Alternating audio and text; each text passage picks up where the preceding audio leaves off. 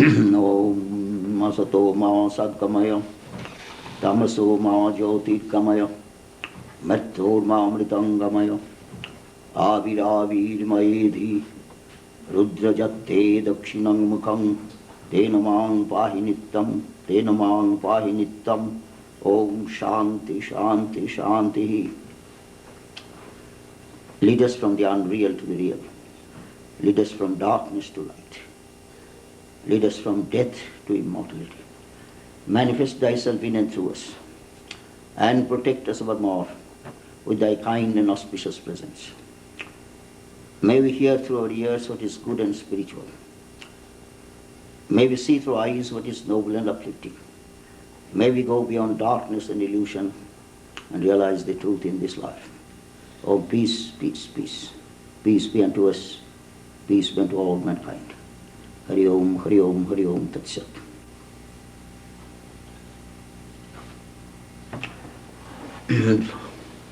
There are two traditions in the world. One is called the biblical tradition, and another is called this Vedic tradition. In biblical tradition, the goal of life is resurrection. Wages of sin is death. And how we can redeem that death is through a Redeemer. Therefore Christ is the Redeemer. And one who believes in Christ will be saved after death.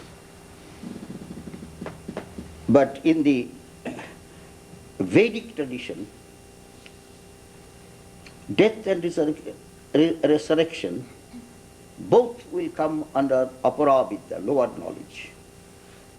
In the Vedic tradition, Jivan Mukti is the goal of life.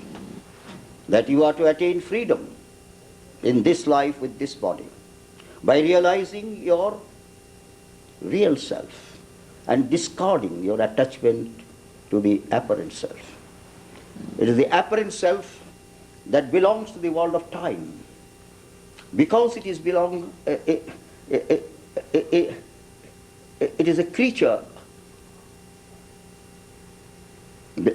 it needs a creator. But that an individual soul thinks himself to be a creature is due to avidya. And if avidya or ignorance can be liquidated and illumination can be gained, then the individual soul will realize its innate divinity, its natural immortality, and its intrinsic universality. In order to gain that, renunciation is a must. Because the world that we experience through our senses and interpret to the mind is constantly changing. In the language of Buddha, we are the world that we perceive is in a constant flux. Scientific thinkers of the West also think that way. There is perpetual change, perpetual transformation. That in order to gain immortality or realize immortality, we must transcend the 5 levels of consciousness. And these 5 levels of consciousness are known in the Taittiriya Upanishad as 5 sheaths. The first sheath is called the physical sheath.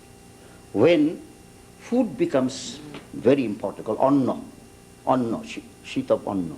Food, where can I good food? Where can I get good food? You see, you are searching for good food. Yeah. Where do you get good food? You go to a good restaurant, a prime rib restaurant. prime rib.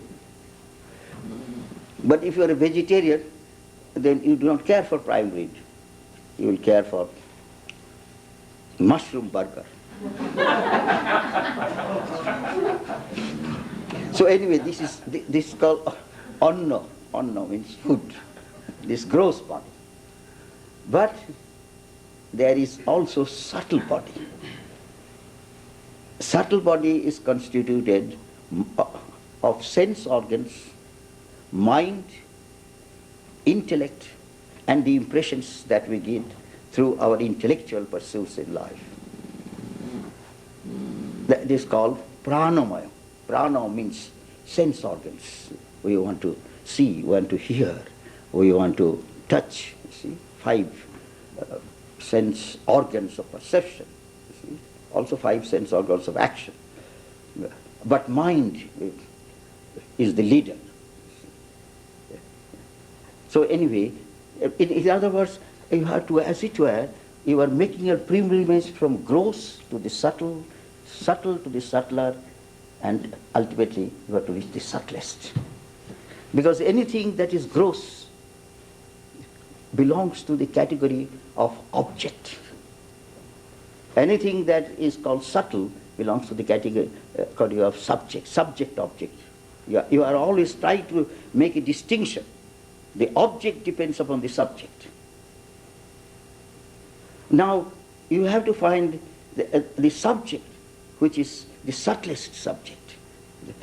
So you find in the called Sukshma Sharira, when you advance spiritually, then you have to think that sense organs belong to the category of subtle body. Then subtler and higher and more pervasive will be the mind, because it is the mind that directs our senses, you see. But subtler than the mind is intellect. Mind has the recording faculty, but decisive faculty of determination or decision comes from the intellect. It is the intellect that has 2 powers. It creates judgment, it also creates values. Judgment in the form it is right, it is wrong. I am in the right, and the right path. You see. It's the intellect that says. And also, intellect when it is purified, then it thinks in terms of values. Sensate values will be superseded by moral values, because moral values will lead the individual to freedom. Sensate values will lead the individual to slavery. Therefore, freedom to the senses is not freedom. When intelligent or discriminated intellect dominates the style of life, then an individual thinks in terms of building upon one's own character. In order to build one's character, one has to think in terms of moral values, righteous living. He has to cultivate what we call the virtues, the cardinal virtues of life. Truthfulness, you see, purity, and love, compassion, you see. So therefore, Holy Mother, take for example, Pavitram Charitam Dasha, noble hast thou a character, pure is thy life divine, ever bow to thee, O Mother, thou incarnate, purifying. She was the very embodiment of purity. So also Christ, the embodiment of purity. They did not talk about purity, lived purity, in thought, word and deed.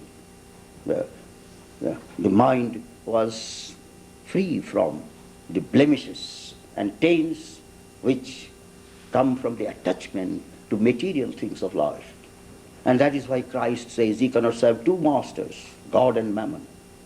Birds have nests, foxes have holes, but the Son of Man hath nowhere to lay his head. So renunciation will lead to immortality. But if you accept, called the Pravitti Marga or the Bhoga Marga, through experience of many lives, one day you'll be awakened. What I have done, what I have gained. I want to go home. In the Bible it is called prodigal. Prodigal returns. Prodigal returns. when all his resources are exhausted. The prodigal, I must go back to my father. The whole world has rejected me. My only hope whether my father will accept me. Although it is a kind of metaphorical way, that means he is not moving towards periphery. He is not moving towards evolution. When it moves towards evolution or periphery, birth, death and rebirth, is called wheel of samsara. He is moving towards the center. Center of the heart. In the center of the heart, God dwells. But on account of the veil of Maya, man does not recognize the presence of God. Just like, you see, sun is always shining, but we do not see the face of the sun on account of clouds. And what is that? Greatest obstacle of man is called vasana, desire. Desire can never be fulfilled by enjoyment. It increases. Just like if you put fuel into the fire or butter into the fire to extinguish fire, you are doing something which is impossible. In order to extinguish the fire, put no fuel. And the fuel stands for desire. Avidya, kama, karma. From ignorance, we want to perpetuate our apparent self, and we desire many things in the world, and we accomplish, but desire never fulfilled. Seeds of desire remain, and new birth takes place. But never fulfillment will come through fulfillment of desires. Only through renunciation of desire, man or woman will recognize his eternal spirit, which is birthless, which is deathless, which is undecaying, which is immortal. So the central message of all the Upanishads, including this called the Taittiriya Upanishad, is immortality. It is not resurrection. There is a world of discernment before resurrection and immortality. In resurrection, you will have a new body. You will have to go a sorrowless land. Call it paradise or heaven or Swarga. But anything that is an effect of a cause cannot be eternal. And so if one goes to heaven, he will have to come back into this world. This is karma bhumi. Here you can attain it called immortality. You can attain enlightenment. You can attain called illumination. So nirvana of the Buddhists and jivan mukti of Shankaracharya will mean the same thing. So you can think of also that 5 levels of consciousness. They are called physical level, then sensate level, then emotional level, intellectual level, and the ethical level, as well as religious level, when you try to think of God. So Anandamaya Kosha, there is a difference between Shankara and Ramanuja. According to Ramanuja, Anandamaya Kosha is the highest level, when you enter into communion with God. But Shankara, following the teachings of the Upanishads, Dvaitad Bhayam Bhavati. Sense of duality will create fear. If there is a slightest difference between you and your God, fear will never depart from your heart. In order to liquidate fear, there should be oneness.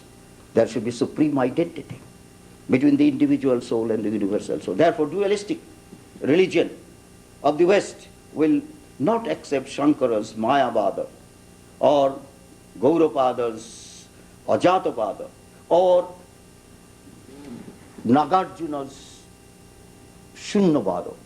They all imply identification with Nirguna Brahman.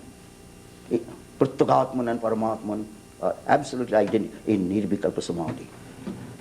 So Anandamaya Kosha, when Ramanuja talks about Ananda was highest, it will be Savikalpa Samadhi.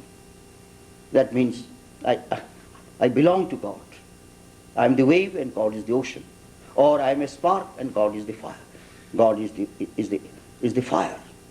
Or I am a ray, God is the sun. So as long as there is a distinction between creature and creator, or distinction between part and whole, you can never think of immortality. And now Shankara will come. Well, you are talking of infinite spirit and you are talking of parts. How can infinite spirit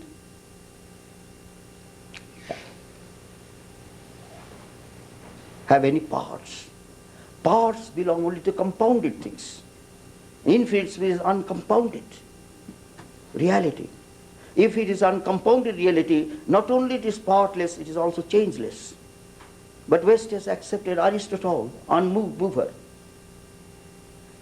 If anything that moves must belong to the category of finitude, anything that is changeless must also be infinite and no possibility of change. And that is the reason why even if you have worshipped personal God and have attained, called Savikalpa Samadhi, you will not be a Jivan Mukta. In order to attain Jivan Mukti, you have to realize also the impersonal aspect of God, or identification with Nirguna Brahman. You see. So this Upanishad is talking about Jato Bhaja Nivartante Aprappa Manasasha. What is Samadhi? Samadhi is that which cannot be expressed in language, but it can be experienced in your own heart. When you have reached the transcendental consciousness, where there is no time, where there is no duality, where there is no subject-object difference, where there is no law of causation operating to make your life miserable. It is on account of the law of karma. Your life is not what it should be. Unless you exhaust all your karmas, you cannot stop the process of reincarnation or process of rebirth. The will of samsara or will of karma is bound to operate to all persons who are attached to the apparent self. But when a person has reached the transcendental state of consciousness, which is timeless as well as causeless, law of karma has no impact to that illumined soul who thinks himself or herself as Nitya, Shuddha, Buddha, Mukta, as eternal, as pure, as enlightened, and as free. So in order to attain freedom of the spirit, one should practice renunciation, practice also meditation, according to the instruction of a competent teacher, and also reach a state of consciousness which is known among the Christian mystics called beatific vision, and among the Buddhists called nirvana, and among the Vedantists called Nirvikalpa Samadhi. This picture of Sri Ramakrishna, which you see here, Sri Ramakrishna never identified himself with his body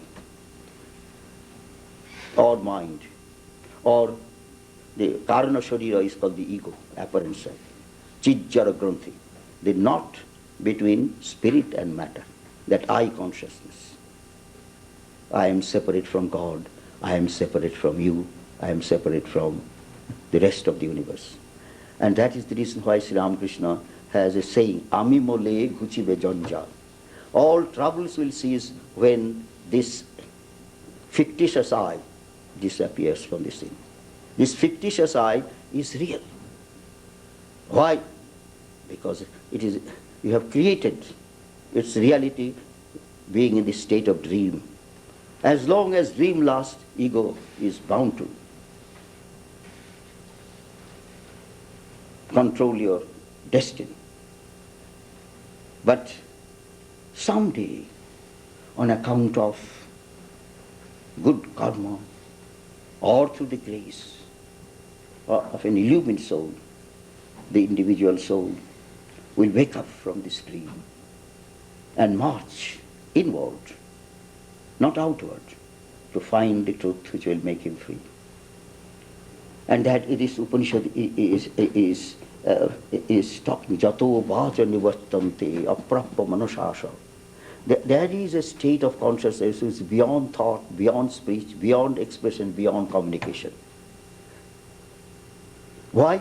Because you can communicate when in the empirical plane or the relative plane. Suppose I am talking, I need a listener. I cannot talk to the walls, you see. So there will always remain in communication, there will always remain a distinction between subject and object. There will also remain a distinction between I and you. So in an empirical level, dualism is bound to take place. And therefore you have to transcend this empirical level or the relative level of consciousness, where consciousness is divisive. Consciousness creates a distinction between subject and object. Consciousness also brings time, space and causation. Intellectual plane of consciousness is bound to bring an object in space, an event in time, and a certain amount of relationship between the antecedent cause and the consequent effect. But in the transcendental level, therefore Vedanta stands for transcendental experience. But you cannot reach transcendental experience without purifying your subconscious mind and having absolute control over your conscious mind, and also through concentration and meditation you open the door to the transcendental level of consciousness, where time stops, causation becomes an image of the dream, and individual soul attains its innate, natural and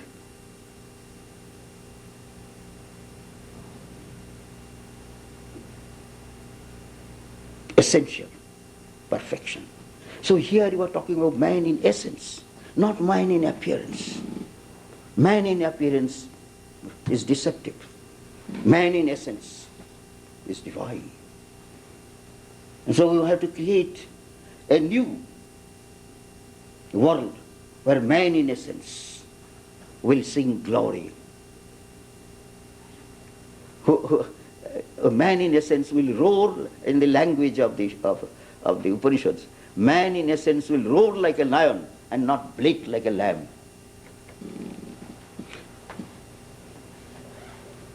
So roar, but not to imitate lion completely. Then man will have to put on a mask. I gave you an example. You see, Shamattam is the goal of life. Shamattam means that oneness of existence. So a man or woman should transcend manhood or womanhood and realize his infinitude. Behind the appearance of name and form, the essential nature of man is the ocean, Satchidananda. You see. So this now, during the days of called empirical knowledge, or during the days of ignorance, man always identifies himself or herself with nama rupa, name and form, or called the apparent self. Apparent self becomes very strong. Now the apparent self must depart, renounce. So you have to renounce the apparent self and realize your true self.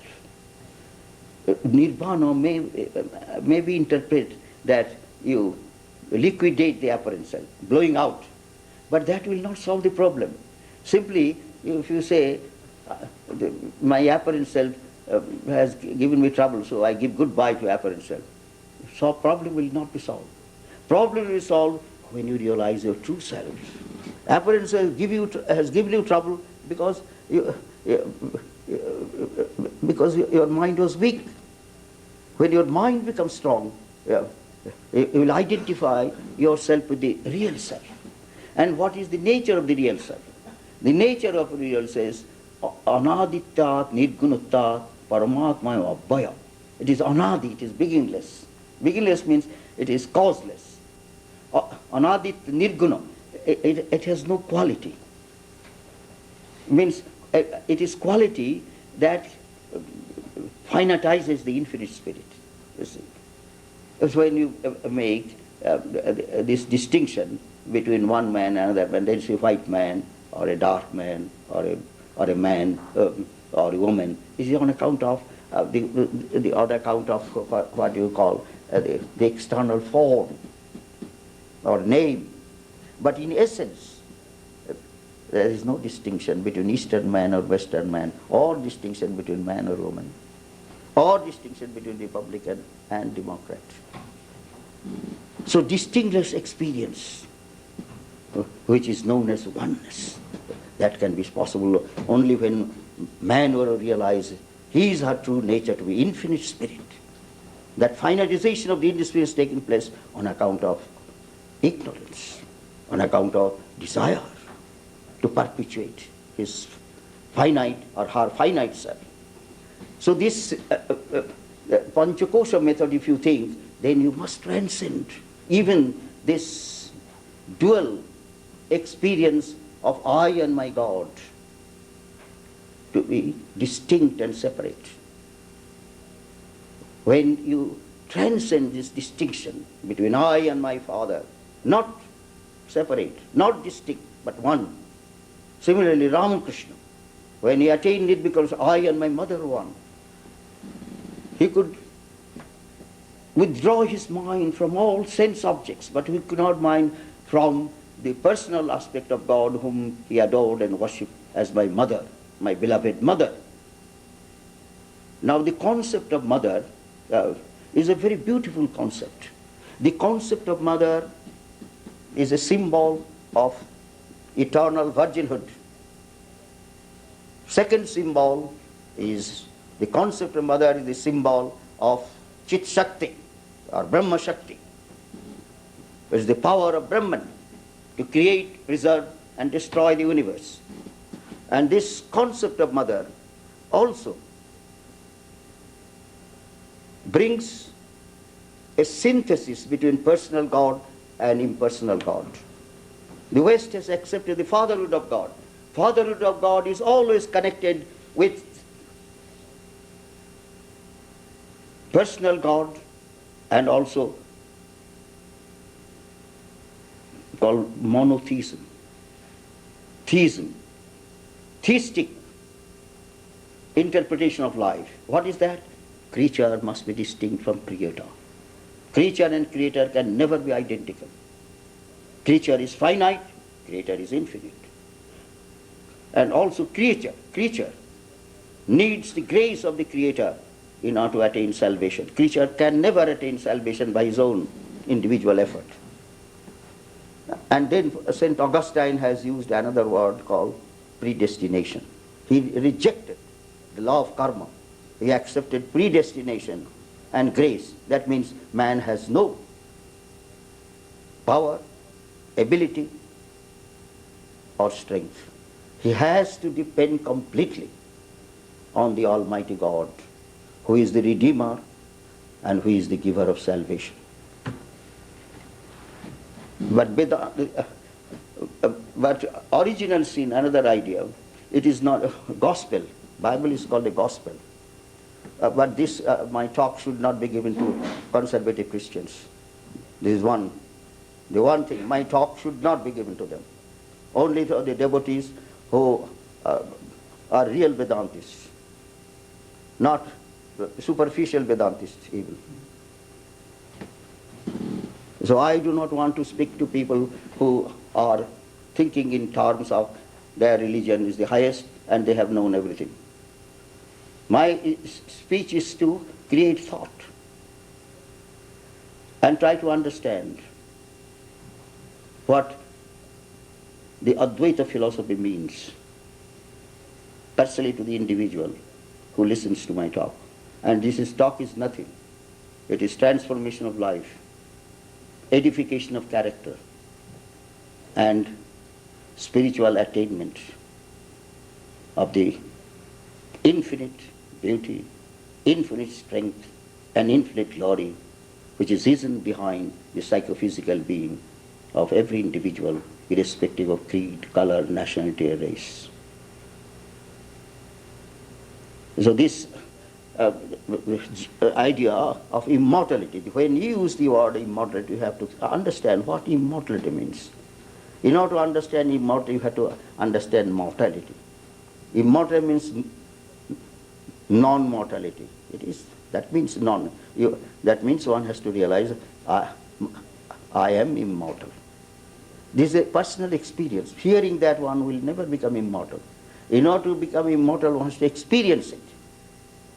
And in order to experience this, one has to perform sadhana. It will not drop from heaven, nor it will come through to any satellite from outer space.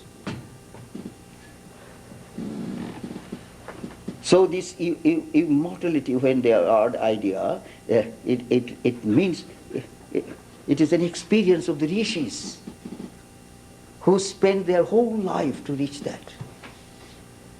They did not turn the mind towards the fleeting pleasures of this material, mundane, and illusory world.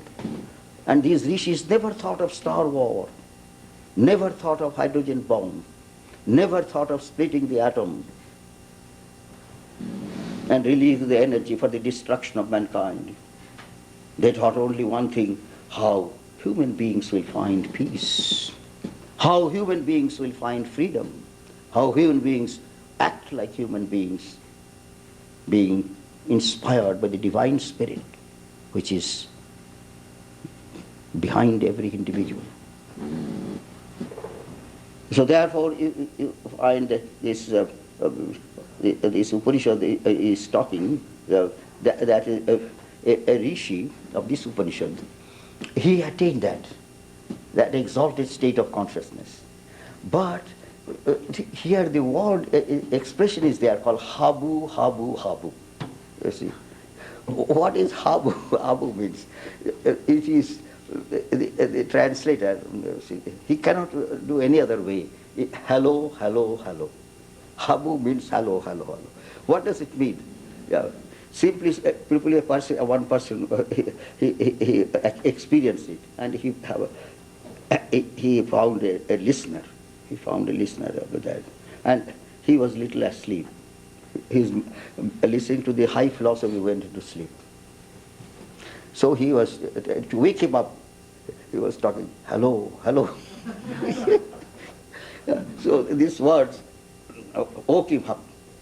But Upanishad does not say what is, only says that the habu, habu. No. It was silent. He was silent, but silent was more eloquent than his speech. He did not want to convey it. He was only giving only a suggestion. Highest truth cannot be conveyed, you see. You can convey something which is relative truth, which is finite, which is limited. So hello, hello, hello, it means aham brahmasmi. I have realized that my real nature is eternal. My true self is infinite, and my true being is deathless. See, we find both Christianity as well as Vedanta is tackling the great problem of death. But solution of Christianity is that conquested death will come only from a Redeemer. That you have to accept Christ, because He died for the sins of mankind. But not the Eastern way. Eastern way, before the doctrine of avatar came into existence, that there was this called Tattvamasi. So when avatar comes, he has to reinforce that. Whether called Krishna as an avatar in Bhagavad Gita or any other avatar that will come, he wants to tell Advaita Gayana Achole Vede Jaichatai Kar. You can do whatever you like, but be always endowed to the knowledge of your innate immortality and your spontaneous divinity, which is the property of your real self. You don't have to beg or borrow. Only you have to experience it by removing the obstacle of ignorance. So here, when you are thinking of this idea of immortality, some people will say, oh, immortality is very similar to called reincarnation. Immortality and reincarnation do not go together.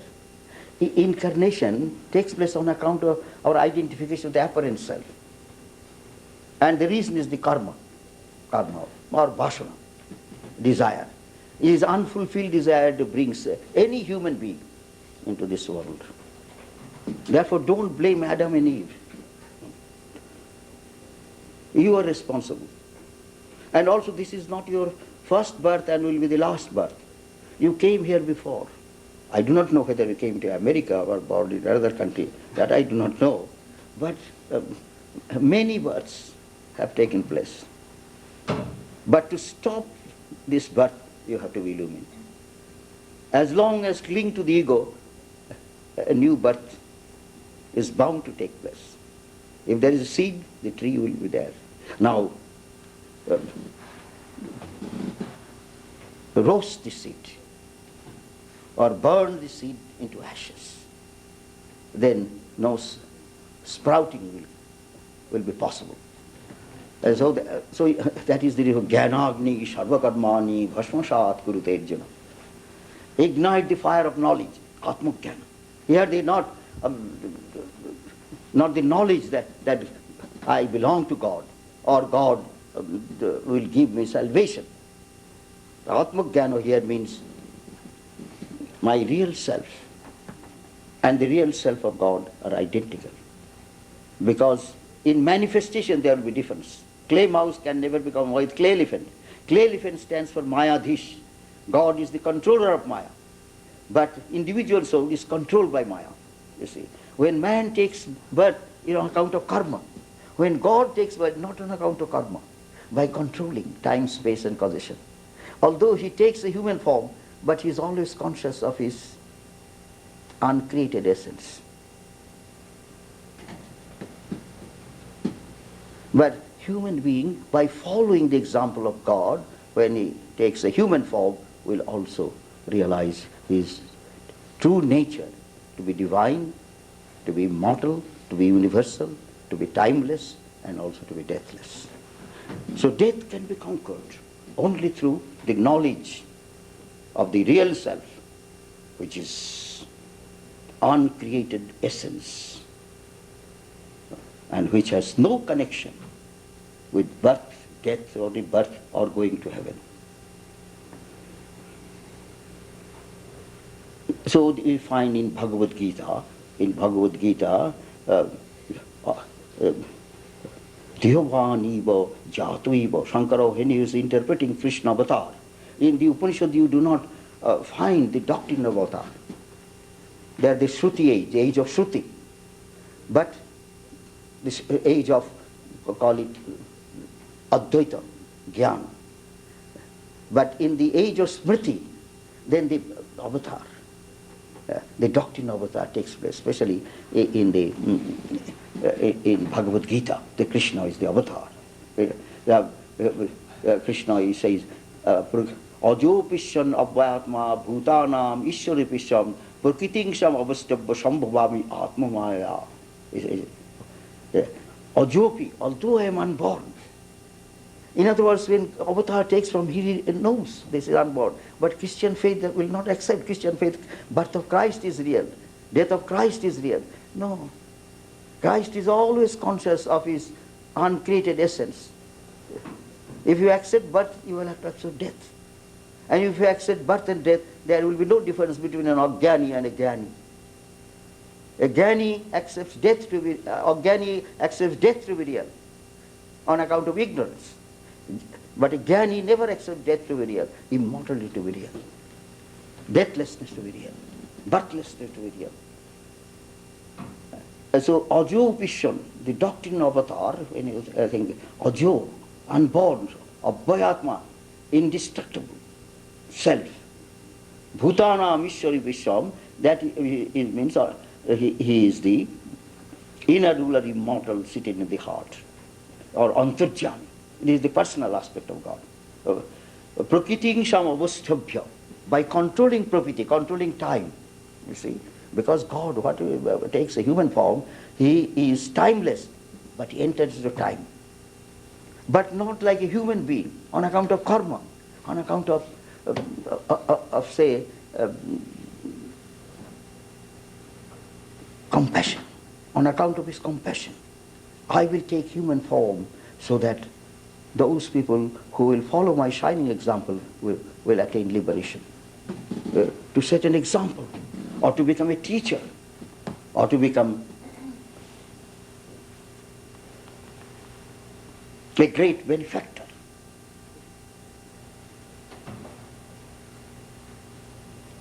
So this idea of theism, that is what West has accepted theism, you see. But theism will not be acceptable by science. The greatest opponent of religion is science. Science will accept principle, not God as a personal being, you see. And also you find when the scientists are talking about whether it is a particle or a vibration, exactly what the Maya theory of Shankara, whether it is Shat or Ashat. Shat, world is Shat, all is real to all of Jnanis. World is unreal to all Jnanis. Those are illumined souls. But how this one has become the many, or the infinite has become the finite universe, that cannot be solved by intellect. Because intellect has not the power. Intellect is unconscious. The conscious of the intellect is due to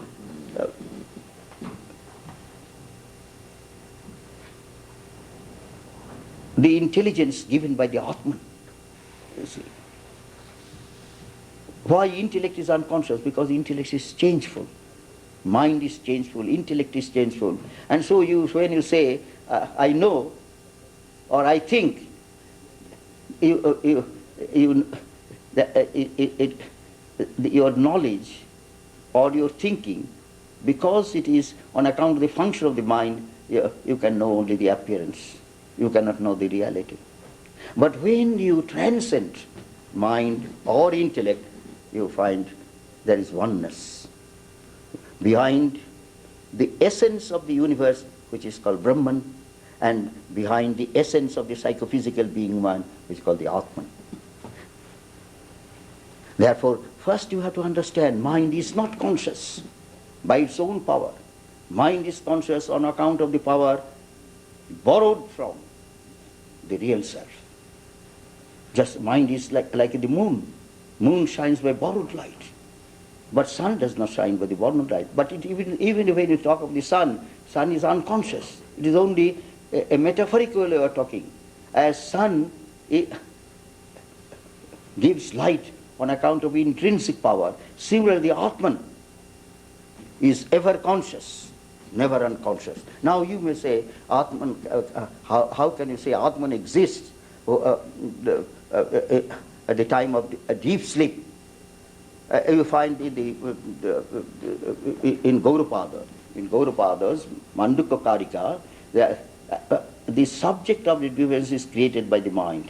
And therefore in the waking state as well in the dream state, the subject of the difference is there because mind is connected to the nervous system. But in deep sleep, mind has no connection to the nervous system, and therefore the subject of the object difference disappears. But in deep sleep we become unconscious. But the consciousness of the seer, consciousness of the knower, always remains the same.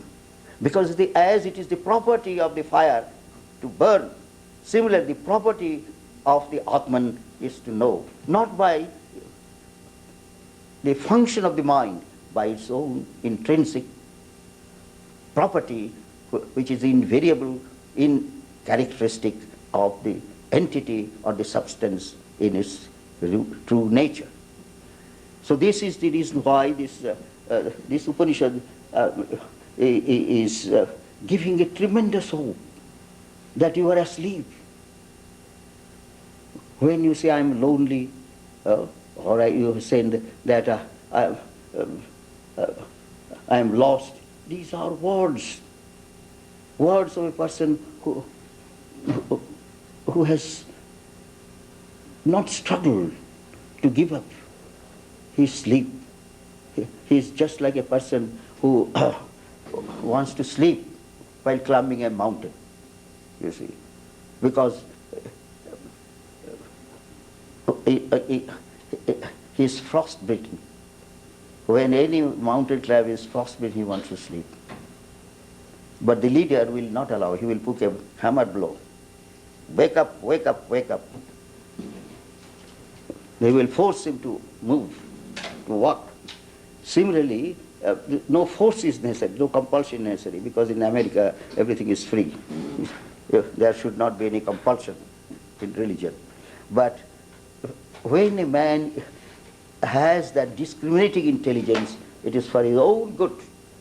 He will have to wake up from this dream in order to realize his true nature, which is eternally beautiful and perennially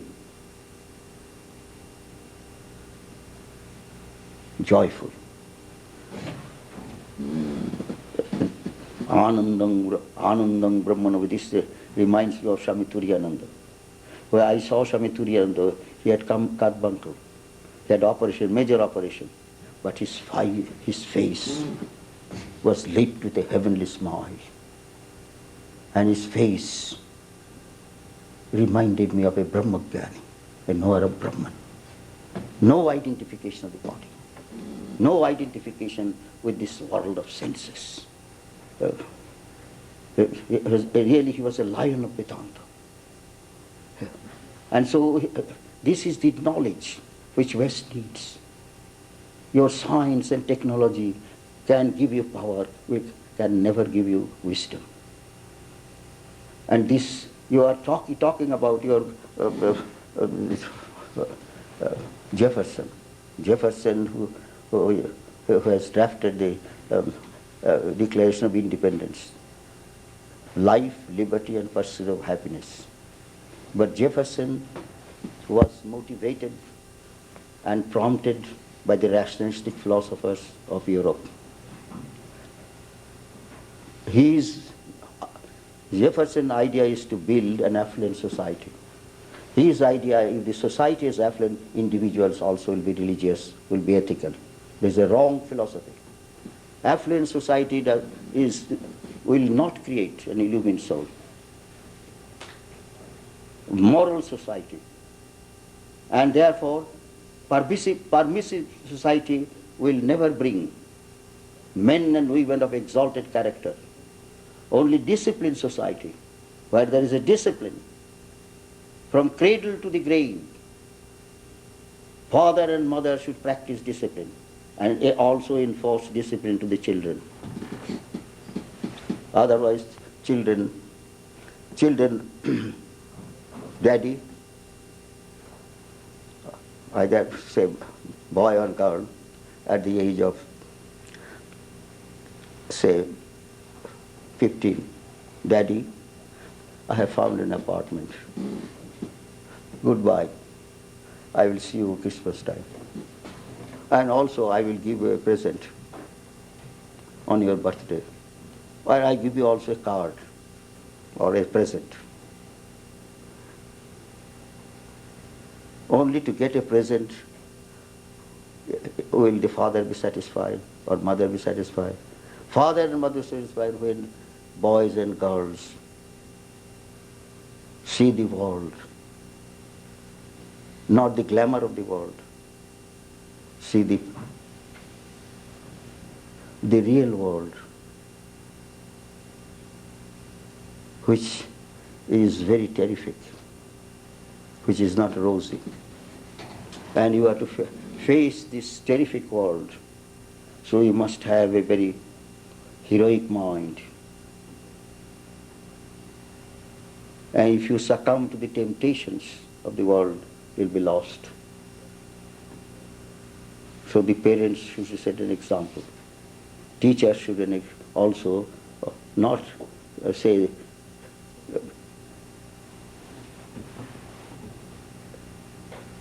this or that. Teachers also should be the best friend of the students by setting an example. Similarly, the ministers also. What America needs today is discipline. Without discipline, real life will never come. This may be very unpleasant. I am creating unpopularity myself.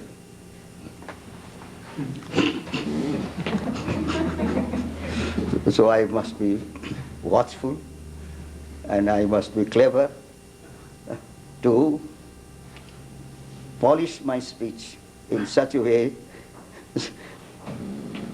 people will accept by talking about their glory. I will say that the glory of America is in its generosity.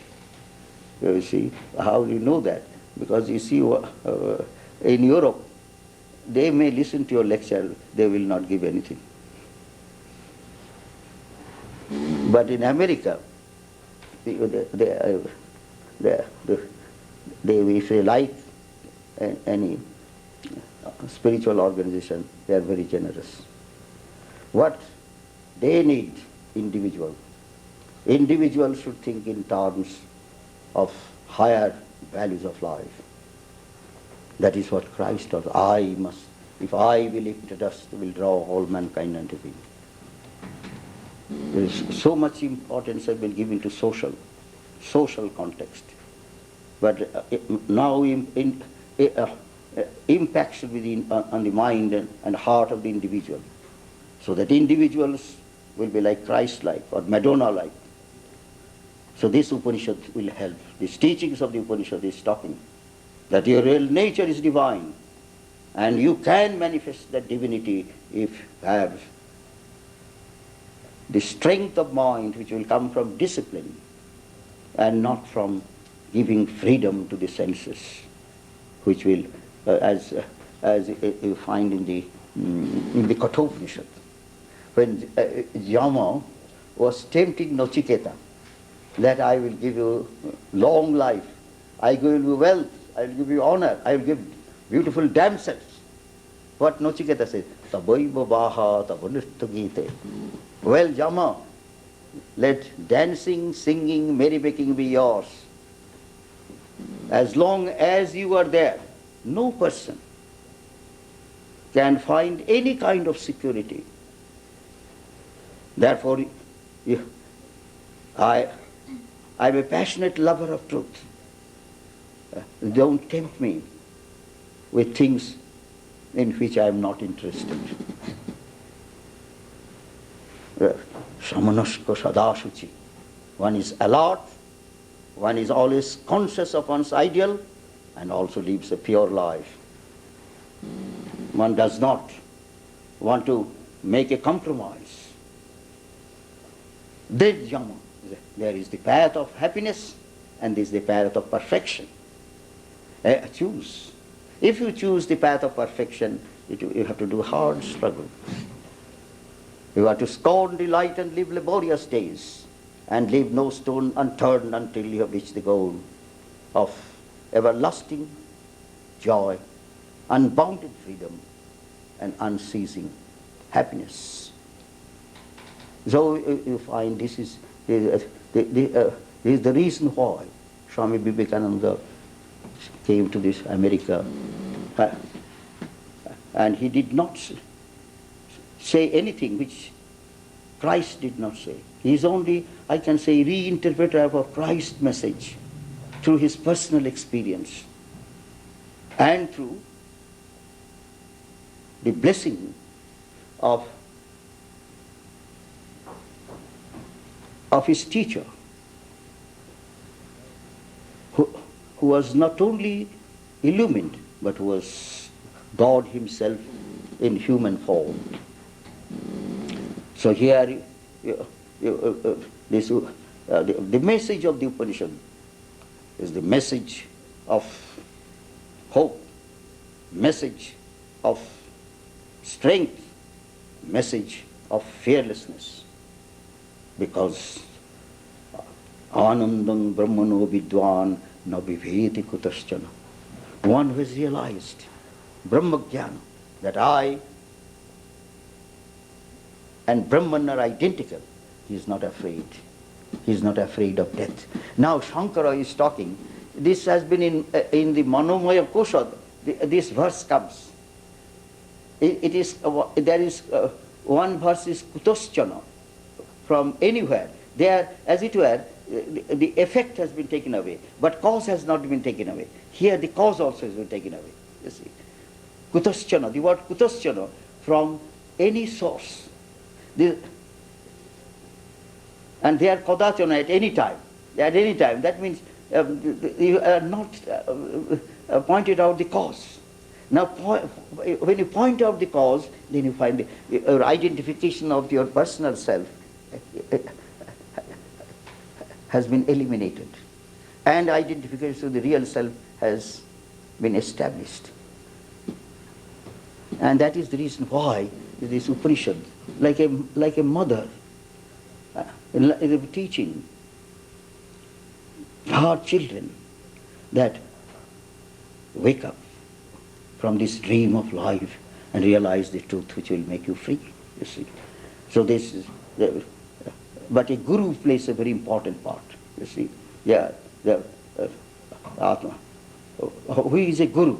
Sotriya, Abrijina, Akamahata, Brahmavittama. Guru is a state of, he is not a person. Although he must be a human being,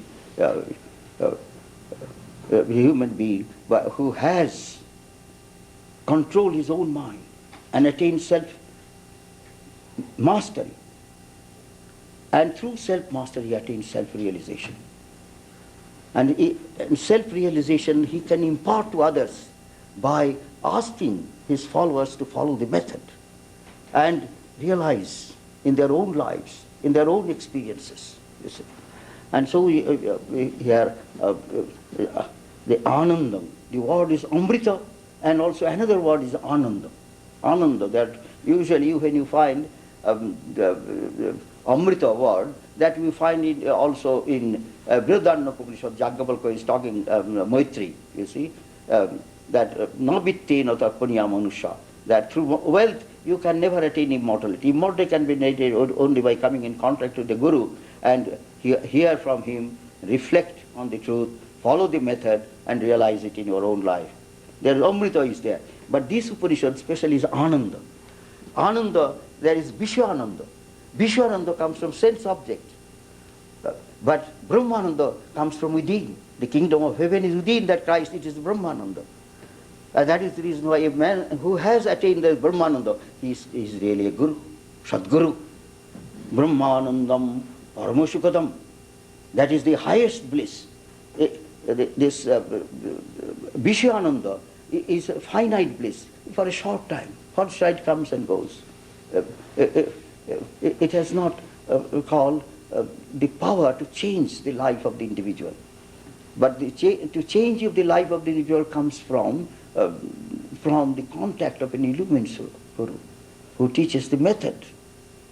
And he is also very strict. He will not bring down the method to suit the purpose of the student, but always make the students ready for it.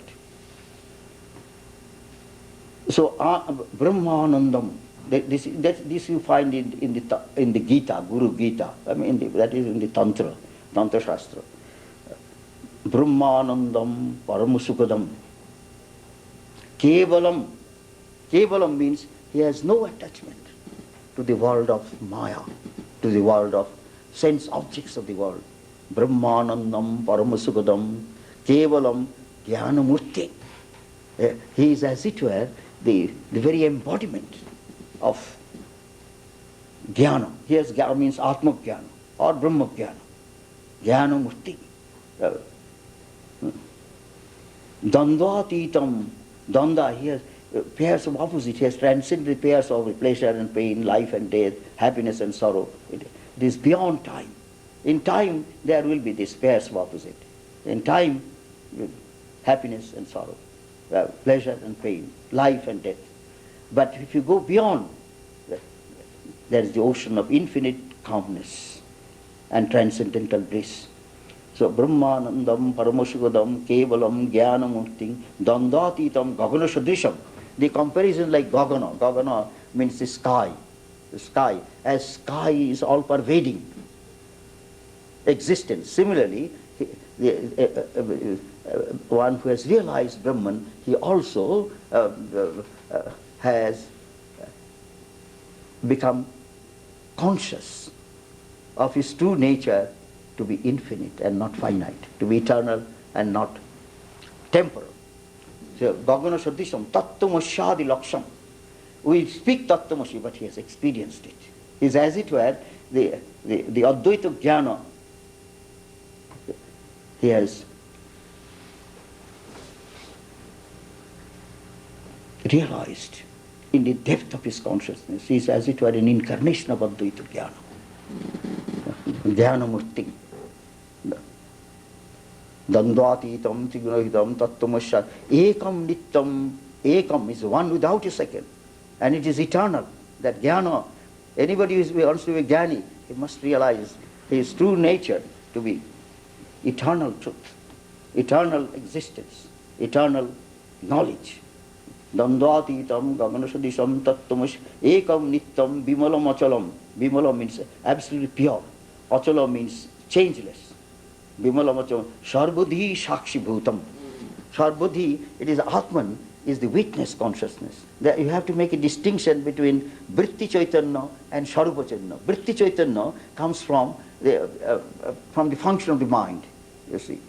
It means constantly changing. One thought, then another thought, then another thought. It is Shakshi, the background consciousness.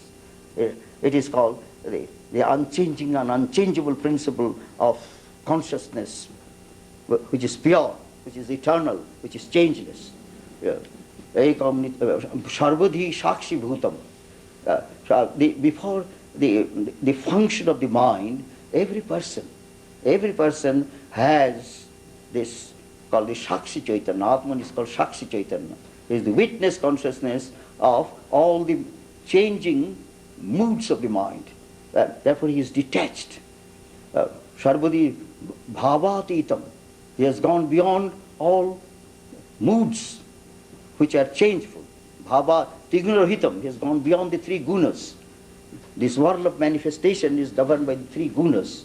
But when one can go beyond the three gunas, one becomes a Brahmajnani, nor a Brahman. Realize Atman and Brahman are identical, and I am that. Therefore Trigunatita, the name is Trigunatita. The Swami who worked in San Francisco is Trigunatita. That means the Brahmajnani. There is no other Brahman. There was one Solute. He came when I was in Tribuco. He came to Tribuco monastery. He said, Swami, I want to take the boys. All. I said, where are you going to take? Laguna Beach. All right, Laguna. We came Laguna. We saw Rose Garden. Rose Garden. I was there. Then he said, Swami, this is Laguna. This is the fourth guna. He said, fourth guna. I said, fourth guna. No, it is Shankaracharya who talks about guna. If you say fourth guna, then the Kopila, the Shankaracharya, will not accept your words. If anything is fourth, or ulterior, it is Trigunatita. There cannot be fourth guna. Sattva, Rajas and Tamas, these are three gunas. All compounded things possess the... it is mind because belongs to Prakriti. Mind can have three gunas. Mind can be, say, Sattva guna or Raja guna or Tama guna. But when you talk about the fourth, he says the fourth guna, fourth is gunatita. No guna at all. Because if there is a guna, that it is bound to change. And no guna, fourth guna, you cannot say, by transcending three gunas, I come to fourth guna.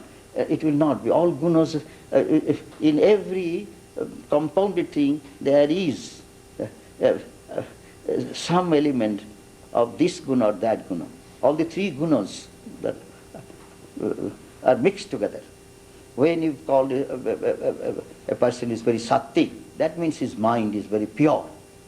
But it is not real purity. Real purity when it transcends mind. Atman alone can be really pure. Mind cannot, because mind only reflects the reality. And mind being a compounded thing, mind shines by borrowed light. Consciousness is not the natural characteristic of the mind. But when Sri Ramakrishna will say, when mind becomes pure, pure mind and pure self are identical, there he meant that pure mind first reflects the pure consciousness, afterwards pure mind merges, like a river merges into the ocean. Similarly, when a person is illumined, then he has to realize his true self, his true nature, his true being to be infinite. Infinite existence, infinite knowledge, infinite bliss. And this, on account of self-hypnotization, we are identifying ourselves with our psychophysical being. A great teacher comes to dehypnotize. Just like you see, the story is of a Shankara speaks about it. A prince who was sent to live with the hunter in the forest for some reason. For some, probably astrologer came that if he lives in the palace, he will live only for 12 years. But if he lives in the forest, he will live 60 years, 70 years or something. So the king believed in astrology and sent him to it. Then the king died. Then his best friend, you see, when the king died, he went to the forest. Here is the guru. The guru is the best friend. And so he went to the forest. He lived by hunting. He said, you are not a hunter. Your father sent you for some reason. At first he did not believe. Then showed the picture of his father and his own picture. There was some kind of similarity. Then he accepted. Then he brought back to the palace. But the subjects did not accept first. But he was a very intelligent person. Slowly and gradually, he was so kind and compassionate. They accepted him. Similarly, the guru is like that. You see, tells us what we have forgotten. And through association with the guru and following his method, we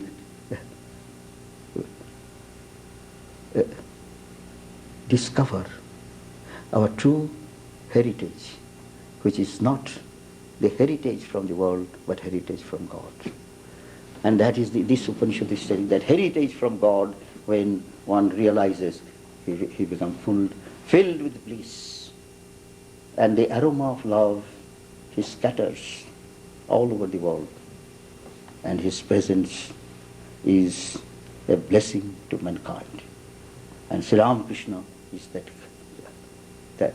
that compassionate guru who has come to awaken our consciousness and to help us, to inspire us and lead us towards the goal of immortality, towards the goal of perfection, towards the goal of infinite love and unbounded wisdom. Thank you.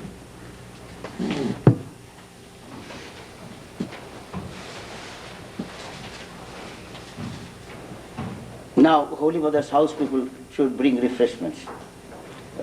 I mean those residents already marked. They are marked. Now refreshments will come. All partake of the refreshments. Some Hindu devotees came, he prepared something called halwa. Halwa. Then there will be cake and other things. Now, if any of you have a question, I shall be glad to answer. So Mr. Bush can take the prasad, the refreshment, and then go. Yeah. So David? Swami, is Savikalpa Samadhi beyond time, or just Nirvikalpa Samadhi? Savikalpa is concentration of mind, concentration. The Savikalpa, not this absolute timeless is nirvikalpa. Yeah. But this consciousness that you can say maybe reflection of eternal, because there is mind remains there. In Savikalpa Samadhi, mind, if there is mind, it is reflection of eternal time. It is not actual timelessness. Actual timeless only nirvikalpa samadhi. Because in Savikalpa, ego is there, ego. But this time, what you call time, that does not create any bondage. You see, in Savikalpa samadhi, they say they go to Brahma Loka. The Brahma Loka is in time, Brahma Loka, but not the samsara. Time in the form of samsara, that is not the thing. Time, if you say birth, death and rebirth, not that kind of time. It is, have to go, individual soul goes to called Brahma Loka, to the realm of personal God. From there he attains called Nirvikalpa or Jivan Mukti. So timeless, according to the Shankara, timeless when ego disappears, only Atman. But in Savikalpa Samadhi, the consciousness of pure ego that I belong to God, belong to. But time in the ordinary sense that creates samsara on account of avidya, that samsara nivritti. In that sense you can say he goes beyond time. But beyond time in the sense he will not come back into this world. It's called Brahma Mukti.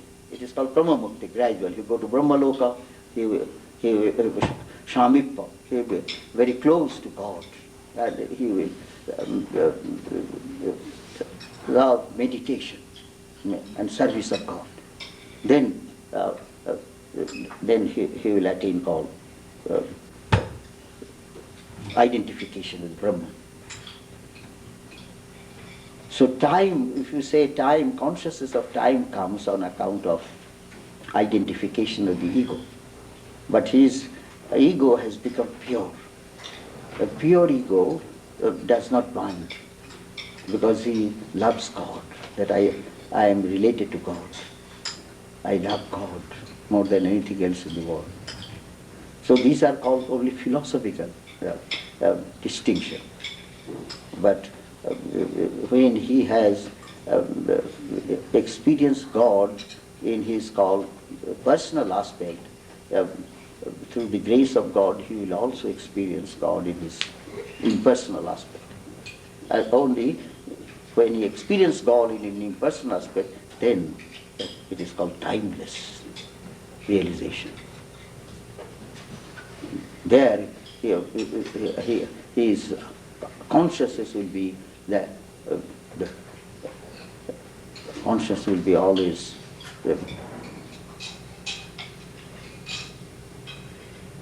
my real nature is eternal existence, undivided bliss, and immortal life.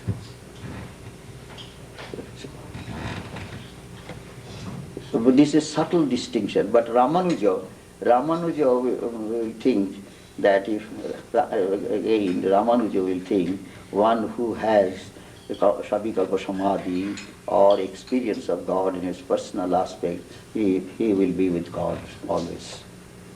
He will say that it is a timeless realization, a timeless experience. So difference of opinion will be there, but for a spiritual aspirant, this intellectual discussion is of no importance. It is very personal. If one realizes the personal aspect of God, that I belong to you, Lord, you see, if he has no worldly desire, if he has this experience will remain for all other experiences of the past will be completely blotted out from his memory. Because the experience is God is so delightful, he will preserve that experience and all other experiences he will forget.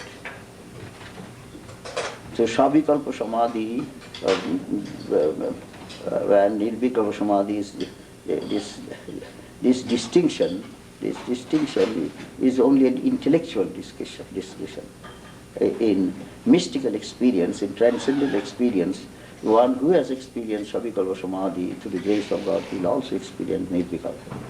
Or one who has experienced Nirvikalpa, he will also experience Shabikalpa.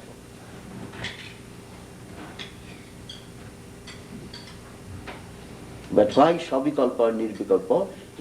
Because it is in Shabikalpa, it is concentrated mind is there.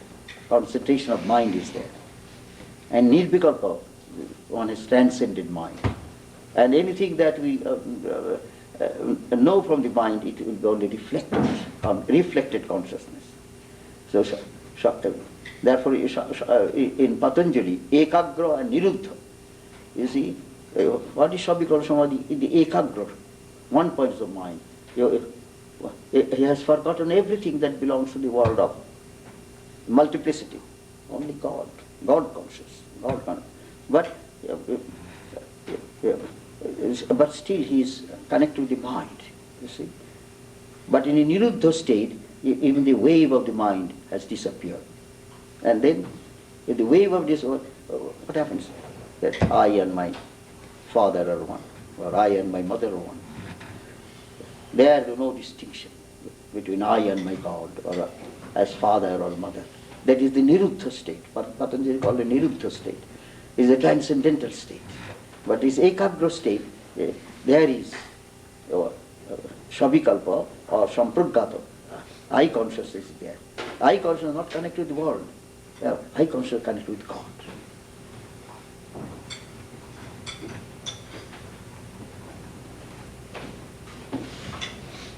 So what is? Did Sri Ramakrishna, sometimes in the gospel it says he would say things in ecstasy. Was that in Savikalpa Samadhi? Would he talk in that state then, or would that be in a lower state that he would have to talk from? Well, ecstasy is translation of Shabikalpa. Shabikalpa. Sometimes called Bhava Samadhi. But Shabikalpa in ecstasy, one is conscious. One is conscious of the personal aspect of God. Identification of the personal aspect of God is Shabikalpa. In other words, one who identifies, the avatar identifies himself with, called the Antarjami. There's a Antarjami and also called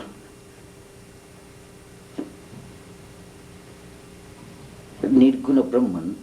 When you say Nirvikalpa Samadhi, one identifies with Nirguna Brahman. That means Nirguna aspect of God.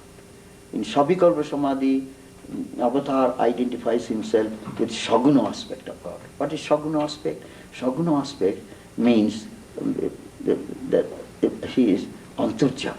Antarjami means that he is the operator of the machine of this universe.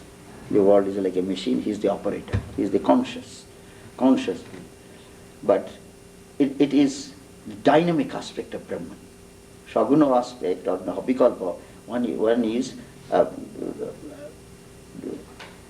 related to the dynamic aspect of Brahman. Shaguna, with qualities. Or called in in Upanishadic language, it will be called the source of creation. You see, not Prakriti, but Shaguna Brahman. You see, Prakriti is unconscious, but Brahman connected with Shakti or Maya. So sometimes Sri Ramakrishna will identify avatar. Avatar remains in three levels of consciousness: human level, divine level, and transcendental level. In human level, he is the guru, just like a man. He is a man. I want to see him. I want to talk to him. I want to help him. There is a man. It is called the human aspect. Although a man, but he is perfect. He is a perfect man. He is, flawless. Then also avatar can stay in they call the divine level. In the divine level, he can be the antarjami. You see, antarjami in this sense, like a Kalpataru day, he was in the divine level.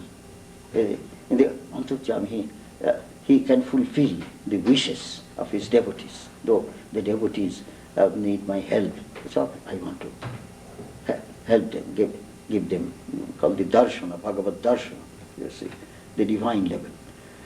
And when Swami Vivekananda attained Nirvikar Samadhi, it is Sri Ramakrishna manifested in the called the Nirguna aspect. Same. So they are Brahman or Atman. That is avatar. Is that state of consciousness where there is no duality. So it is through the grace of the avatar, or the Swamiji attained Nirvikalpa Samadhi. You see. And Nirvikalpa Samadhi is a state of consciousness. Buddha, when Buddha says, are you a man? No. Are you a god? No. I am awakened. When Buddha said, it is Nirvikalpa Samadhi. Yes. That in that state, Buddha is then becomes that state. The state of consciousness where there is no duality, where Atman and Brahman are identical. So avatar as a guru, it is the human level. He is the perfect ideal for man. But avatar can be also antarjami. He fulfills the cherished desire of the heart. He can appear before the devotee as his chosen ideal. You see. He can appear as Rama or Krishna or Mother Kali. Mother Kali, he appears as Mother Kali, then avatar is called the one with Shaguna Brahman. But when the devotee reaches Nirvikalpa Samadhi, again some avatar, the avatar manifests in that state of Nirvikalpa Samadhi, but there is no duality. Then avatar is also Nirguna Brahman. Avatar is Nirguna Brahman in Nirvikalpa Samadhi. Avatar is Shaguna Brahman in Savikalpa Samadhi. And avatar is the Guru, Parama Guru, to give her of darshana of God, the vision of God. So avatar is not to be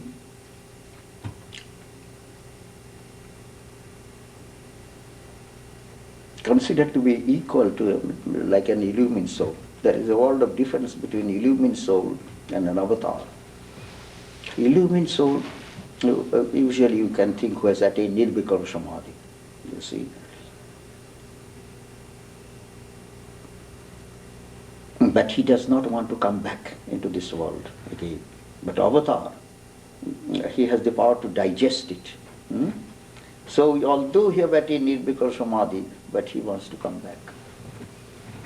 That means he is ever free. So as many times he comes, he will never be bound. But a jiva, if he attains Nirvikalpa Samadhi, he does not come back. He does not come back because he is not a commissioned officer. Therefore, to become a commission officer, the grace of God is necessary. And so grace of God alone will qualify a person to be an ideal teacher. So in this, that is the reason why when avatar comes, also this called Ishwar Kotis, those who are Nitya Mukta Ishwar Kotis, they will come. But avatar has the power also to make a person qualified to come again and to preach his message. Therefore, avatar is not bound by any kind of law of this world. You see. So this, but the avatar of Sri Ramakrishna, has come to give power to all religions. You see. Because theological doctrine is not the essence of religion. Realization of God is the essence of religion. So he has, as it were, given force, power, wisdom to the devotees of different faiths, you see, that you should not be satisfied with doctrines, with creeds, with theologies. Your real satisfaction will come only when you have experienced God, you see. The experience of God is emphasized again and again by the great avatars of the world. And this avatar especially has not founded a new religion or a new sect. This avatar has come to reinforce all religions, showing that there is the external side of religion which focuses on theology and doctrines, but the internal side of religion, shell and kernel, the kernel of religions, call it Hinduism, call it Buddhism, call it Christianity, call it Judaism, this essential core of every religion has one solid emphasis, that how man who has spiritual awakening will be able to move and struggle onward and forward until the goal of realization of God becomes a fact in his life.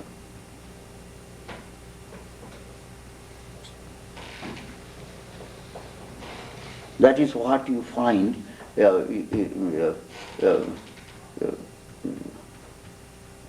Jam labdha Bhagavad Gita, Jam labdha chaparam labham mannate nadikam tata jasmin sthita na dukkhena gurunapi vichallate. Jam labdha. Jam means by knowing whom. No other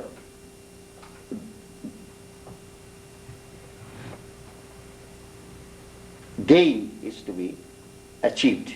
That means the highest, the pearl of great price. The highest achievement of man is realization of God. So when one realizes God, then this kind of discussion whether God is Shaguna and Nirguna, all these things are will be of no importance. You see, if you, as the saying goes, the cake will taste sweet, either straight way or a little crooked way. Any way you taste the cake, it will taste sweet. Similarly, any way you realize God, he will be always give you tremendous delight, tremendous strength, and tremendous hope. You see, so this is realization of God. Realization of God is the purpose of life. And when one realizes God, you see, everything in this world that man experience will be insignificant. That is why called Jasmin Sthita na dukkhena gurunapi. And he will not be assailed by any kind of affliction, you see, because his heart will be filled with satisfaction, which is not produced by anything in the world which is the gift of God or which is perennial and not temporal, you see. So that is what Bhagavad Gita, jam labdha chaparam labham unnate nadhikam tata. Just means the dukkhina guruna api vichallate. Even there are difficulties, problems come, but he will not be at all afflicted.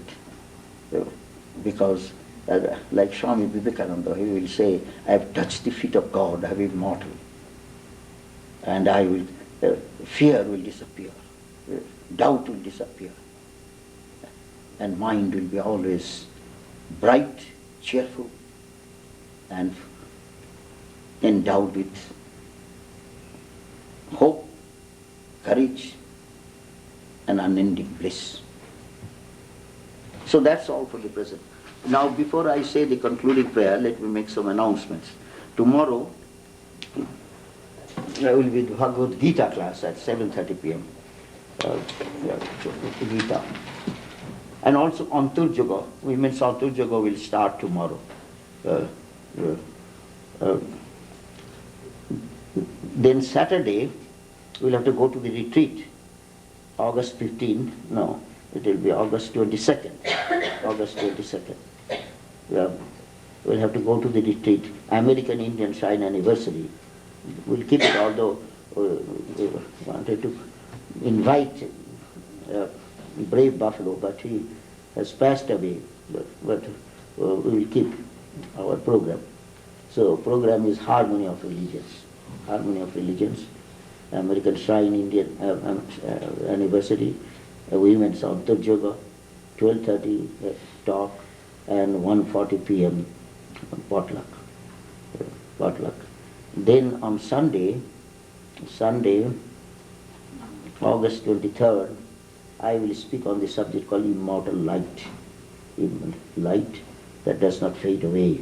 Light is the symbol of consciousness. When the immortal light is used in a metaphorical way, it is immortal life or immortal consciousness or immortal bliss, Satchidananda. Such a God is the definition of God is this. He is immortal life, immortal knowledge and immortal bliss.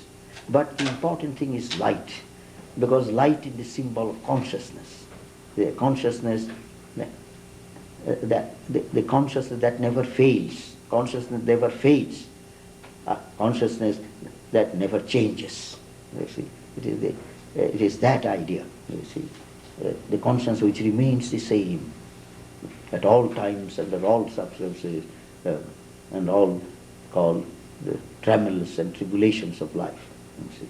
So that an illumined soul realizes that immortal light as the life of his life, as the soul of his soul, as the very essence of his being. See, immortal light, immortal light. That will be the subject on Sunday. So you are all welcome. Your friends are also welcome. Let me now conclude with a prayer.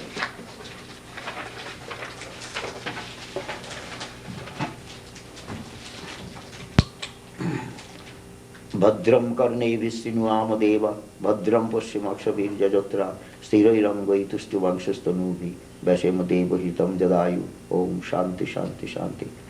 May we hear through our ears what is good and spiritual. May we see through eyes what is noble and uplifting.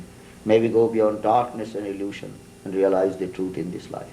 May the Almighty Lord protect us, may support us, may we grow in strength together. May what you have studied now be a source of strength, courage and conviction unto us. May love and understanding grow in our hearts. Om peace, peace, peace. Peace be unto us, peace be unto all mankind. Hari Om, Hari Om, Hari Om, Tat Sat.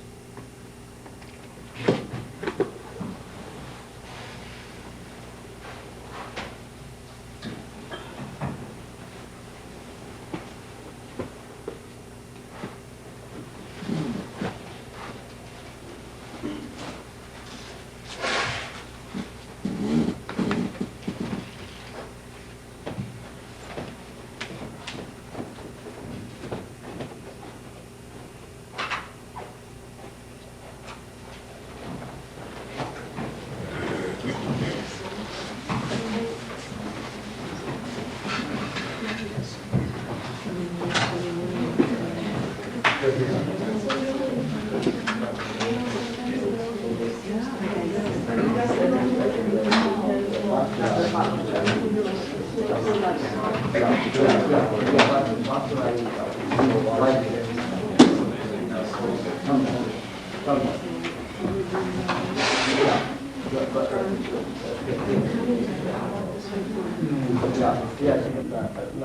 You can take lunch at 12 o'clock here and then go for a walk. Okay. I think that will be better. Yeah. Yeah, take lunch at 12 and then take some tea or something. Yeah, something. Yeah. Or you can take 2 lunches. yeah. It's hard to meditate then. Yeah, It's hard to meditate. that you see, Priscilla that day, so I said you should not take lunch. Priscilla will give lunch. Yes. But Sandy forgot. Yeah. No, it was good. Huh? It was So okay then, you take lunch at 12. Okay. Tuesday you take lunch and then go with her. Huh? Okay. And then she may give you something and go for a walk. Okay. She mentioned the walk. You want to go for a walk. Yeah. So what is that? Mrs. Roy, Partha Roy is calling from Seattle. Yeah, okay. Yes, I'm coming. Yesterday they said they would come. Let's just see. Yeah. Then I will tell definitely. As soon as I talk. Yeah. Okay. Only after 12. Okay. Yeah. So to 12 o'clock I have asked them to come. Yeah. So 12 o'clock that will be. Yeah. They'll be for lunch. Lunch. Yeah. Then afterwards come for worship at 12:45. Yeah. They will be there for some time and then go. They will not stay overnight. You see. The husband Partho will come. Then Chanda will come. Then another boy, another little girl. So that is the plan. Yeah. David, what is in your mind? Swami? And if I finish, then you said, no, just a business. You said about Kathy Pollock? Yes. Well, maybe she needs to fix something on the house, and we need to do some repair. I would like to. Huh? I would like to see the house. So she could pick me up, and she called you several times. When do you want to go? Tomorrow, would it be possible? It's only time she can, at 3 o'clock, around 3 o'clock. Three, yeah. So After worship. After worship.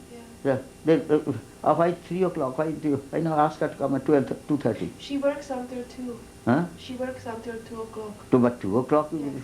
So Yeah. she can come after 2. You come after because 2. she's working. Yeah. So ask her to come. Yes. Ask her to come as soon as the work is over. Okay. Yeah, and take you. Okay. Because you have lunch at 12 and then you can go. I can give some prasad. So that. Yeah. Then what is there? Swami, the guru is the avatar is a symbol of the Ishta. No, he is a symbol of Guru as well as Ishta. She is the Guru as well as the Ishta. Oh. The Guru, see, the Guru and Ishta, there is no difference. Only the personal aspect you can call Ishta, and impersonal aspect is the Guru. And these also, it is not so cut and dried. These things are called, this expression, realization of God is beyond all expression. But we are using expression to give suggestion. What Guru or Ishta, only when one sees God. Then the idea. So when we are talking about things, it is always, remember, it is only suggestion. It is not the real a real Guru or real Ishta or real God. The real God is only when one experiences in one's own heart, in one's own consciousness, feels it, knows it, and keeps it as a pearl of great price.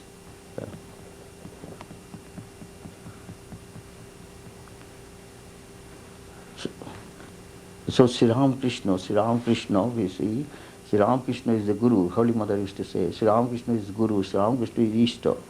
You see.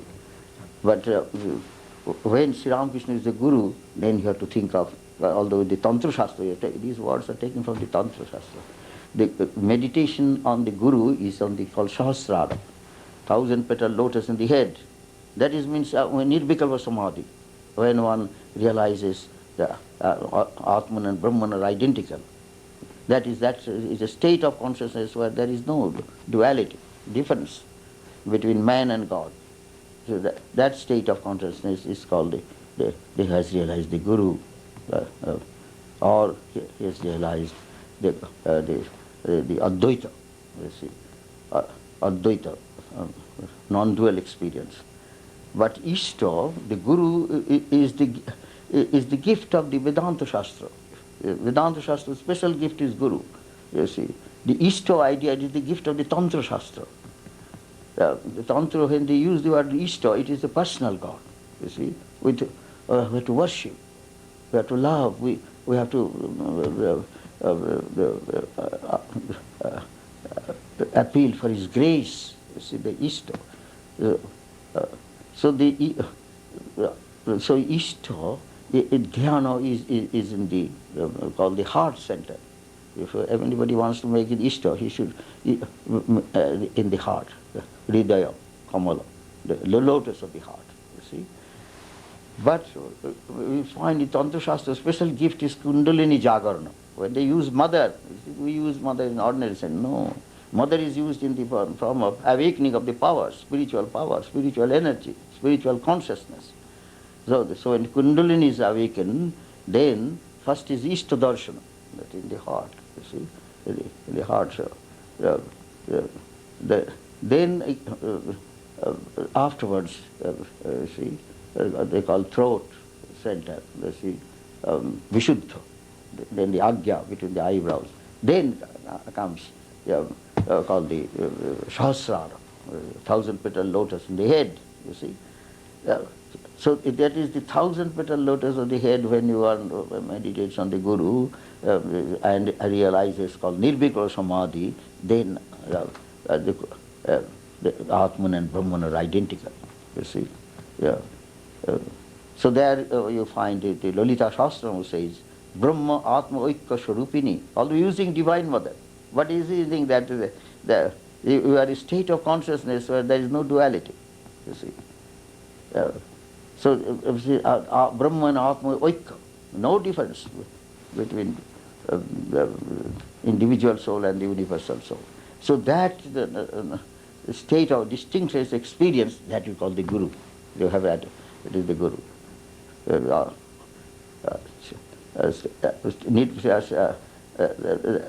Therefore Guru's meditation is Sahasrara, and that knowledge will be not the Dvaita Jnana but Advaita Jnana, not the knowledge of I belong to God, no, I and my God are one, you see. But Ishta is the chosen ideal, you see. Then the personal aspect of God. Personal aspect of God also, He is the giver of grace. It is only this, that ultimate realization is possible only through the grace of God. The grace of God also. The two contradictory things are blended here. The Ishta is also Mahashakti. You see, all this Ishta is connected with Shakti, Chit Shakti, so Brahma Shakti. Also grace, Karuna. Is the embodiment of grace or compassion. You see. So this is the Sri Ramakrishna is the Ishta. That means we need his grace. And Sri Ramakrishna is the Guru. That through his grace we realize that he is the for Brahma. He is the Nirguna Brahma. He is not simply the personal God. Sri Ramakrishna, when he realizes Sri Ramakrishna as the Ishta, then the personal. But Sri Ramakrishna also Nirguna Brahman. So that is the reason why Sri Ramakrishna said, don't finitize the infinite consciousness. Infinite consciousness. You see. So Sri Ramakrishna is a symbol of different types of experiences which are valid and authentic. You see. And all these experiences possible through accepting Sri Ramakrishna as an avatar. He is the Ishta, he is the Guru, he is the Antarjami, he is also Brahma Jnana Pradata, the giver of Brahma Jnana. By a single touch he can give Brahma Jnana. The avatar has that power. So this avatar, the first one has to think of an avatar. Avatar means he is Shaguna Brahman, he is also Nirguna Brahman. And not only Shaguna Nirguna, but he is also Deva Manava. That means he has come as a historical person, you see. That's just as a man, you see, whom we can love, we can serve, we can enter into sweet relationship with him, you see. So the avatar concept of avatar, we see, you have to understand this avatar. Avatar, you see, the infinite being accepting human form out of compassion. And the purpose of an avatar is to give liberation, you see. By thinking of him, by meditating on him, and through his grace, if he showers his grace on a devotee, he will be able to realize the goal of life, you see. So avatar for Swamiji's Nirodhana Samahita Mana Nirokhita Avakripai. Sri Ramakrishna, through your grace, I have been able to attain this Samahita Mana. My mind transcended to the highest state of realization. Avakripai, that's the grace of, it is through his grace, through his Ramakrishna's grace, that's how mind became calm, and also the consciousness was lifted up to the highest plane, to the transcendental plane, to the plane where one realizes called Nirvikalpa Samadhi, you see.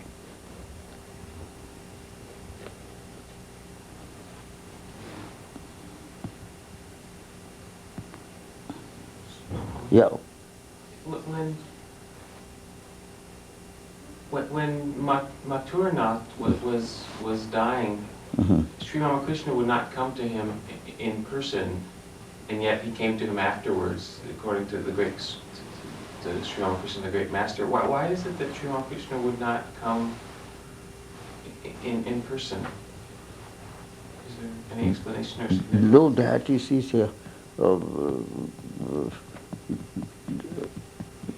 that you see, if one person, that is this kind of, it is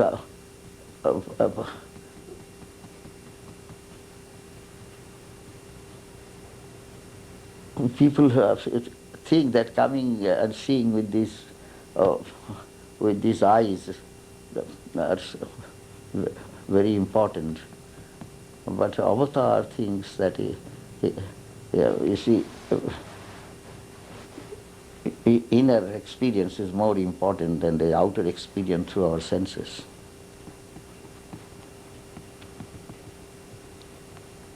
There he did come for various reasons. That very difficult to say for whatever with reasons. It's not he was in Dakshineshwar here. If he goes there, coming there, how much time? For practical purposes. You see, so devotees will come to him.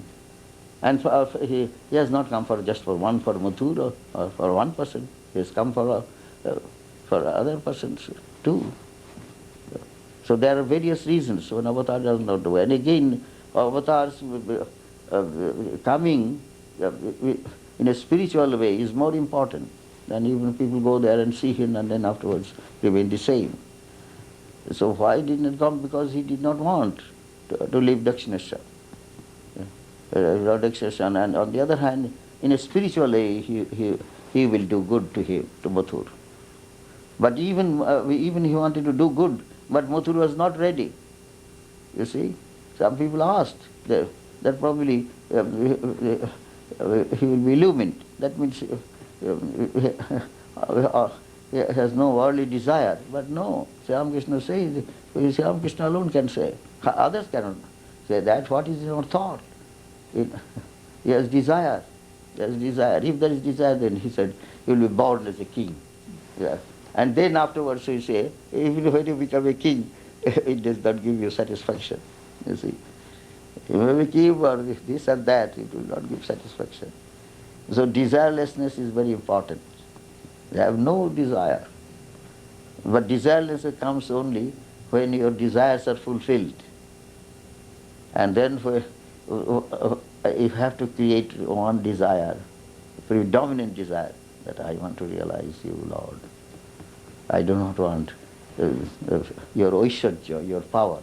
You see, any desire comes, it is also this desire for things and persons of the world. But when desires for things and persons disappear, you see, a desireless mind is desireless, you see, when he wants to desire the infinite Lord. You see.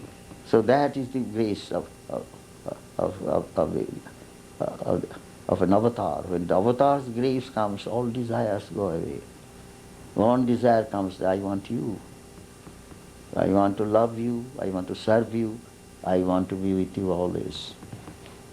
Although physically it is not possible, you see, physically one has to be there. Yeah. But this is consciousness of closeness with God is in meditation, you see. Yeah. That is the reason great souls, you see, always do not follow our human method. You know, human method means you go and see and talk and all that. They do in a subtle way. The same thing happened with Swami Ramakrishna. Ramakrishna wanted to see Holy Mother, but Holy Mother did not come. But he came in a spiritual way. In meditation, her mother appeared before. And Swami Ramakrishna, see, Pahalo Dukkharoja, the night of sorrow has come to an end. The Divine Mother has come. She has given me fearlessness. She has given me assurance. She has given me her blessing. And the blessing of the Mother is immortality. She gives me immortality. They will be always with Sri Ramakrishna. They will go to Sri Ramakrishna Loka and be with him. And when he comes, he will come with him. So they see these things. An avatar, you see, avatars, he did not go to Mathur. Mathur Babu's Jan Bazaar, Calcutta. You see, he had to spend the whole day there. And then how will he return then? How will he return? Then again, avatar, physical presence, you see, physical presence, go there, then there should be taken some attendant. You have to take some attendant.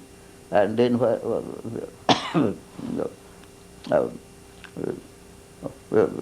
so again avatar, he may go into samadhi and all that. So some attendant is necessary for various reasons, you see. Various reasons he didn't go. Swami? Yeah. Is there any difference between Brahmaloka and Ramakrishna Loka? Is that also a state of consciousness? The Ramakrishna Loka is used in this sense, those who are liberated. Brahma Loka is Krama Mukti. Krama Mukti, this is something which is intellectually cannot be explained. In Brahma Loka, which is Shankara speaks about it, Anabhriti Shabdat, they are Brahma Loka of the realm of personal God. And they have not attained called Nirvana Mukti. That means they have not attained called Nirvikalpa Samadhi. They're still in the They have to again, but Ramakrishna Loka, if you take for example Swamiji is in Ramakrishna Loka, all that's a Ramakrishna. There they have attained Nirvikalpa Samadhi. after attaining the Goswami, out of love, I want to be with you. I do not want to finish the game, the play. Whenever you will come, I will go with you.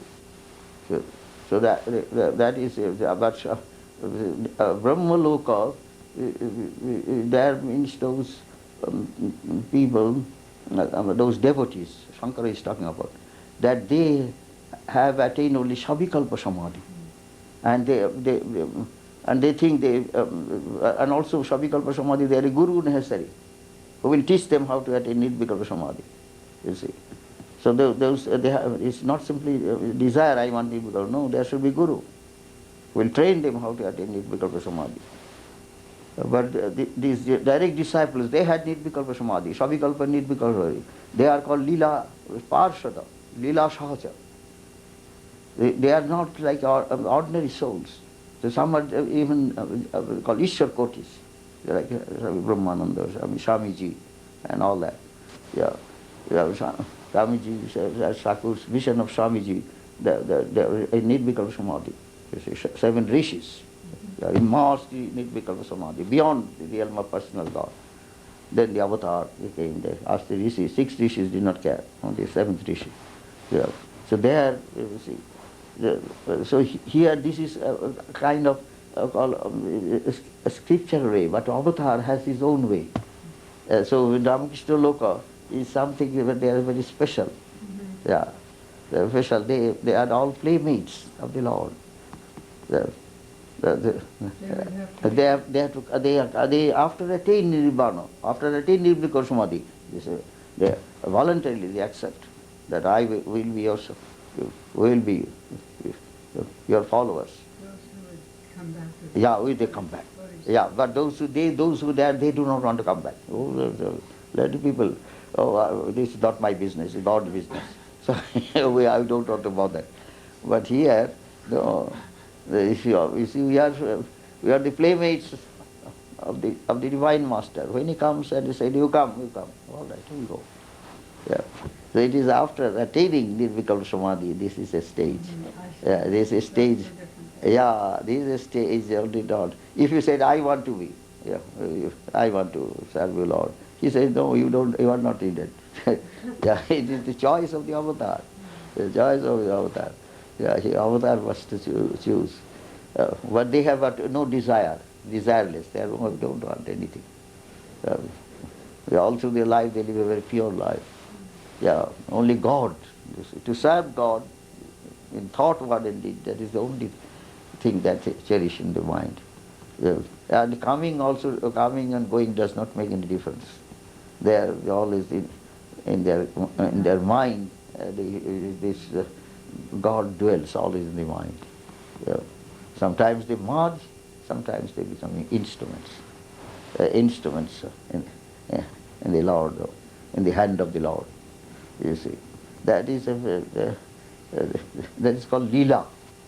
Leela is not for ordinary person. It is only those who are associates of the avatar. You can be called Leela. You see, Leela.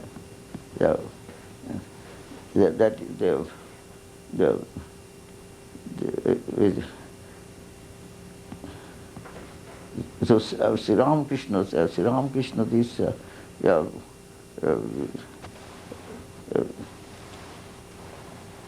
Ramakrishna Loka, Holy Mother also said, you see, Holy Mother used to say, the last moment, you think of, even he did not have think, Master said, Sri Ramakrishna will come. Sri Ramakrishna, I have initiated, those who have initiated, Sri Ramakrishna will come with the last moment.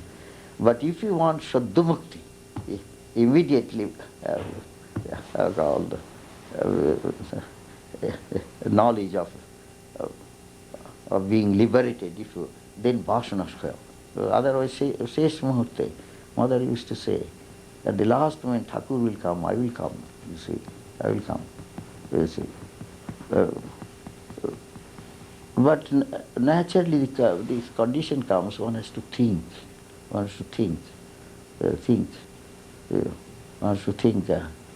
see, this thought then is not just the thought. Sometimes thought comes and goes. Thought becomes very strong. Yeah. And that thought will bring the vision of God. The thought is the vision, you see. Even now, Sri Ramakrishna can come. One can experience Sri Ramakrishna, but he has to make the mind very subtle, very subtle. But the last moment thought is very powerful. The thought, the moment thought, it strikes as it were, in the plane of the universal mind, you see. As it God dwells in that universal plane of consciousness. Yeah. So this last thought goes straight to the universal mind. And God as universal mind is in the form of an avatar. He appears. For the Christian, if they think he will come in the form of Christ, yeah. For those who are devotees of Ramakrishna, they will think of Ramakrishna. They have loved Ramakrishna, they have served Ramakrishna, they have prayed to Ramakrishna. So he will come in the form of Ramakrishna. You see. Therefore, Easter will be different.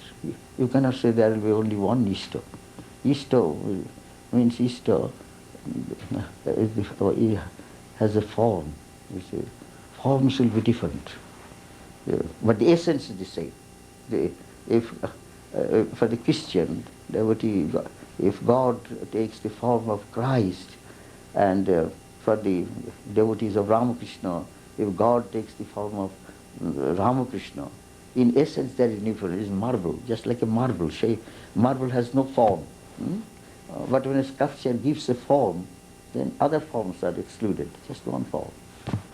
So similarly, the devotee has Easter. He meditates. Meditate means he is creating a form. Is a form, and the form becomes real. Then the presence. It is the presence. So you see, so Easter is the chosen ideal from the marble. As the many forms can be there. You can image of Christ, image of Ramakrishna, image of, say, Krishna, and all that. Yeah. So the forms will be different.